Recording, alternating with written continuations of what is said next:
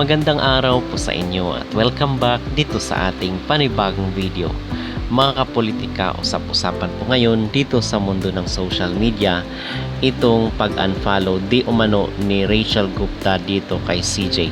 Kasi nakita ng mga netizen nung sinearch nila doon sa Instagram account ni Rachel na wala na yung following doon kay CJ Opiaza.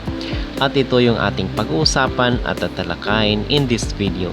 Pero bago ang lahat ay huwag kalimutang mag-like at mag-subscribe na rin kayo para updated kayo sa ating mga latest issue. At usap-usapan nga po ng mga pageant netizen itong pag-unfollow ni Rachel Gupta dito kay CJ, kasi kung inyong matatandaan ay supportive naman itong si Rachel dito kay CJ Opiaza.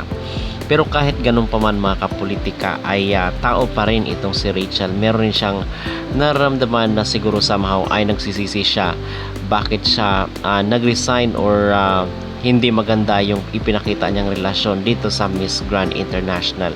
So hindi natin alam yung buong katotohanan at yung ugat kung bakit talaga siya nawala dito sa Miss Grand International, kung siya ba ay nag-resign na dethrone dito sa nasabing pageant.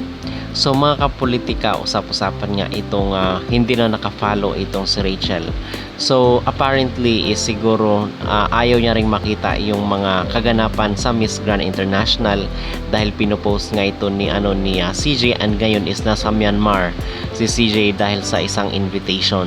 So itong si Rachel siguro kung ayaw niya makita yung mga tauhan ng Miss Grand at itong sila Teresa, kasi kasama nga siya sa mga travel ni CJ Opiaza. So basically ay kahit sino naman mga kapolitika yung ayaw mong makita sa social media, ayun ang lagi mong nakikita. So ang gagawin mo na lang ay i-unfollow mo. Okay, so yun ang ginawa ni Rachel Gupta. Sa tingin ko, ang rason kung bakit hindi na ito nakafollow doon kay CJ Opiaza. And I believe na hindi yun big deal, kasi si CJ is hindi rin naman na nakafollow dito kay Rachel Gupta. Ang hinala ng mga netizen ay baka pinayuhan daw ni Nawat itong si CJ na i-unfollow itong si Rachel. Kasi ganun kasi ang ugali mga kapolitika ni Nawat. Pag ayaw niya ay talagang nagtatanim siya ng sama ng loob. Okay? Kung kaya nga siguro dati na unplace tayo dahil doon sa tinanggihan ni Samantha Bernardo ang offer ni Nawat, dahil itong si Nawat ay ma-pride po na tao yan.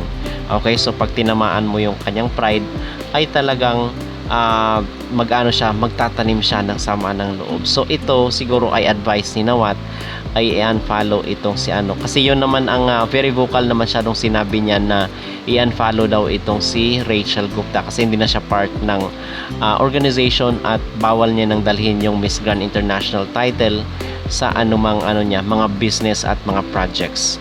So yun mga kapolitika, and I think na wala namang sama ng loob itong si CJ dito kay Rachel, although yung mga kababayan niya is talagang hanggang ngayon ay hindi pa rin makamove on dito kay CJ sa kanyang pag-take over dito sa Miss Grand International title.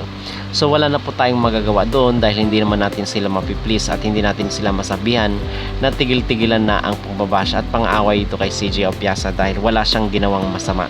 Okay, ginawa niya lang yung kung ano ang nararapat bilang isang first runner-up, at yun ang duty at tungkulin niya dito sa Miss Grand International. Okay, kasi si Rachel Gupta is binigyan naman siya ng pagkakataon na makapagtrabaho sa Miss Grand. Yun nga lang ay hindi maganda ang kanyang naging relasyon dito sa nasabing organization. Okay? So yun mga kapolitika ang aking maging reaksyon.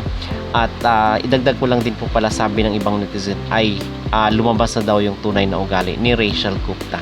So hindi natin siya masisisi mga kapolitika dahil hindi maganda ang kanyang naging karanasan dito sa Miss Grand International, and respetuhin na lang po natin siya. Okay? So yun ang aking mag-reaction at ang aking maging opinion dito sa di umano'y pag-unfollow ni Rachel kay CJ. Ano po ang inyong masasabi mga kapolitika na kung saan ay hindi na nakafollow si Rachel dito kay CJ? Mag-comment down below at huwag kalimutang mag-like at mag-subscribe na rin kayo para updated kayo sa ating mga latest issue.